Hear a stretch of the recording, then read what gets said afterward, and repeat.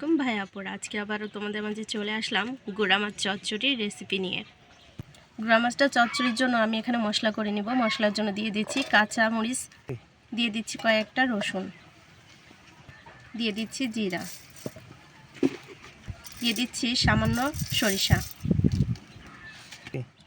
এবারে এগুলা পেস্ট করে নিব। গুড়া মাছটা চচ্চড়ির জন্য এখানে আমি আলু কুচিয়ে নিয়েছি, সাথে নিয়েছি কিছু পেঁয়াজ ফুল, দিয়ে দিচ্ছি কিছু পেঁয়াজ কুচি, দিয়ে দিব হলুদের গুঁড়া, দিয়ে দিচ্ছি লবণ।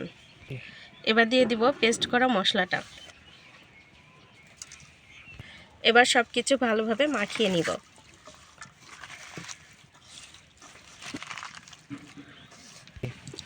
এবার দিয়ে দিব মাছগুলা।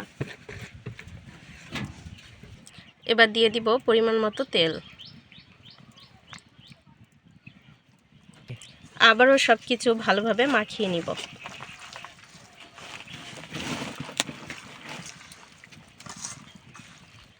এবার দিয়ে দিব পরিমাণ মতো পানি।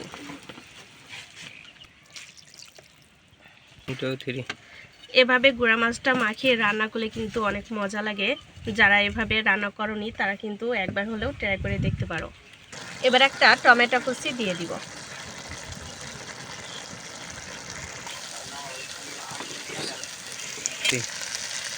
আমার গুঁড়া মাছ চচ্চড়িটা হয়ে গেছে, এবার নামিয়ে নিব। আর এটাই হচ্ছে আজকের গুঁড়া মাছ চচ্চড়ির ফাইনাল লুক।